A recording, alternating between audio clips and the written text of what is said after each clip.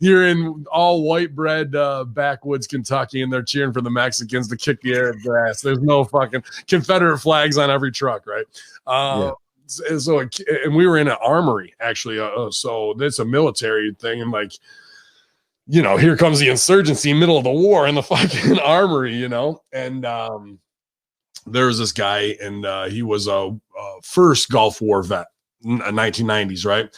Small guy, 5'7", 5'8", whatever, and hammered with him and his buddy. Fuck you, you camel fuckers, you know, like the whole nine.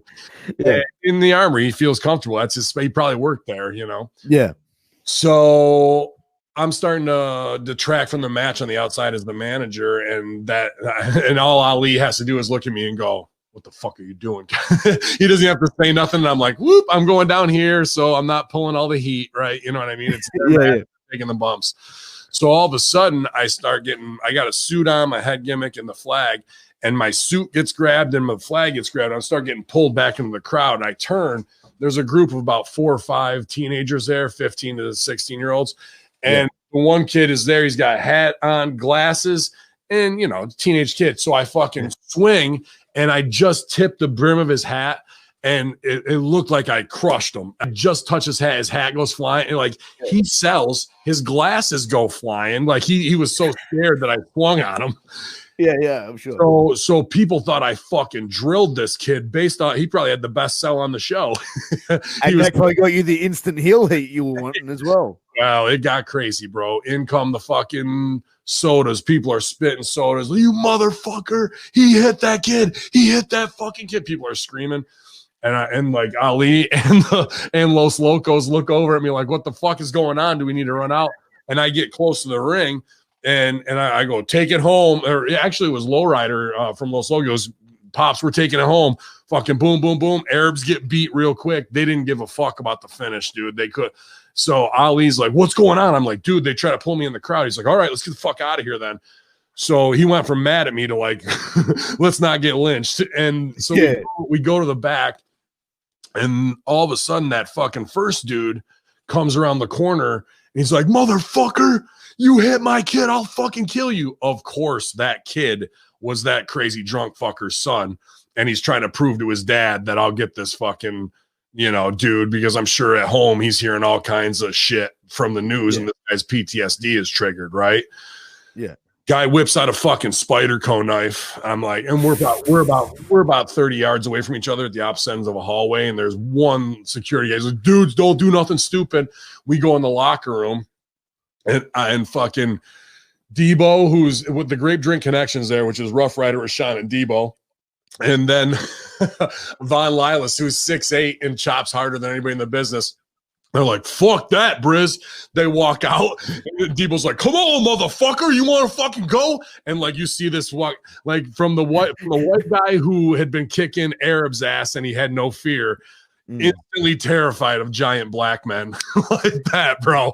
Just like the exact opposite. So while they're standing there like a human shield, there's the door right behind them. In the armory, it's like a big U driveway, right? So we were parked on the opposite side, right where that door was, because we were smart enough to do that. And we go out the door, throw our shit in the car where you don't even change, you know. And as we're getting to the end of the driveway, here come 3 fucking cop cars ripping in, bro, ripping in on the other side of the fucking thing, and they don't block us off from leaving. Whoop, we get the fuck out of there and go. The cops stop the show from the main event, and they want to see the tape. And you can see clear as day the fucking kid grab me, pull me in, and all that shit. And it was Amish Roadkill from ECW. He was the booker at the time for the road shows.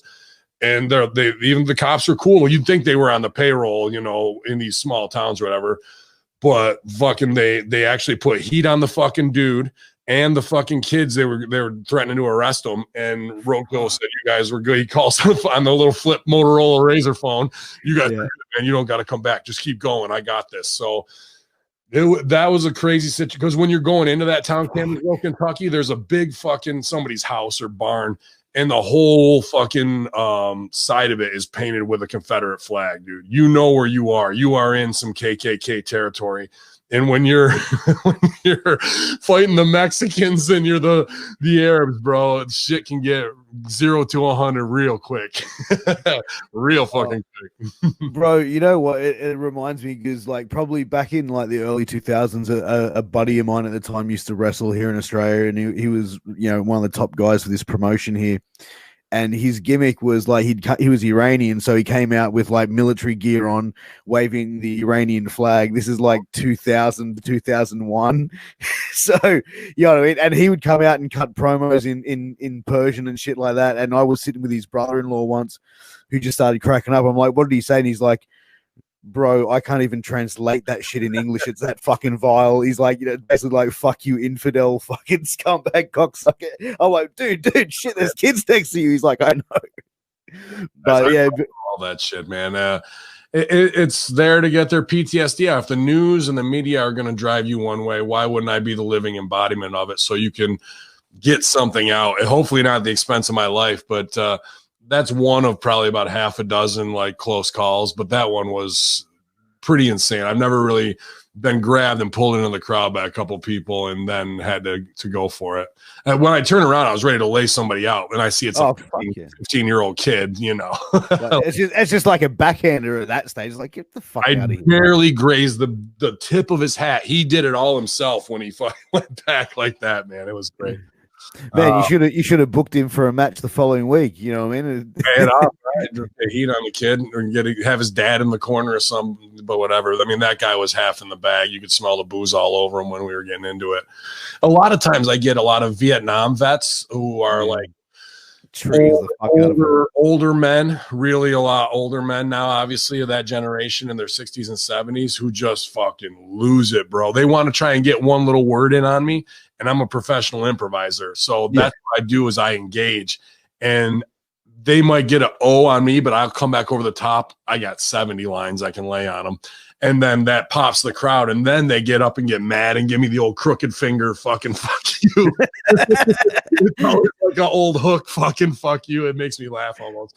But like, then it gets serious, and I insult them and say something about America that's very vile, and then everybody fucking hates me because it went from a joke to, all right, you took it too far, and that's where I want to be. I want to be a bridge too far. Yeah. And then you have to catch up to me. So either my heat means more when we go over and I can say crooked finger, fuck you back, or when we get pinned and lose, the roof blows off the place. You know what I mean? So there's a lot of tricks to it, man.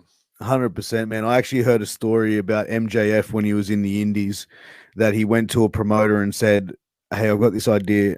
I want to come out to the ring and I want to take a shit on the American flag.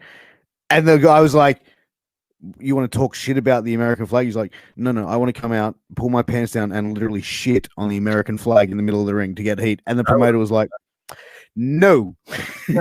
Well, here's one that Dynasty, then actually Chris Envy, it was his idea to do it and not mine. I was like, I don't know, but it's far enough away. It was far enough away. It was probably 2016.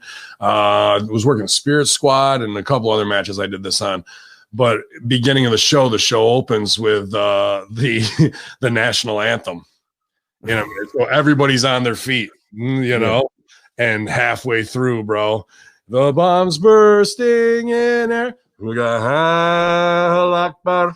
They cut the national anthem, and here comes Islamic call to prayer, followed by my entrance music, bro, on top of it that you can hear in every episode. But so to cut the national anthem while Americans have their hands over their heart for call to Islamic prayer, and then I come out, it got hot a couple times. I'm here to tell you. Usually I wait till I get to the ring for my entrance, but before I even walk through the curtain with the ISIS flag, bro, like people are like, you actually come with an ISIS flag out to the ring? Yeah, I have my own. Well, I separated the Arabic letters on it, but it says Infidel Crusher on it, and it's got my face on it. It's all in black and white. That's crazy, man. But I've seen the image actually. Yeah.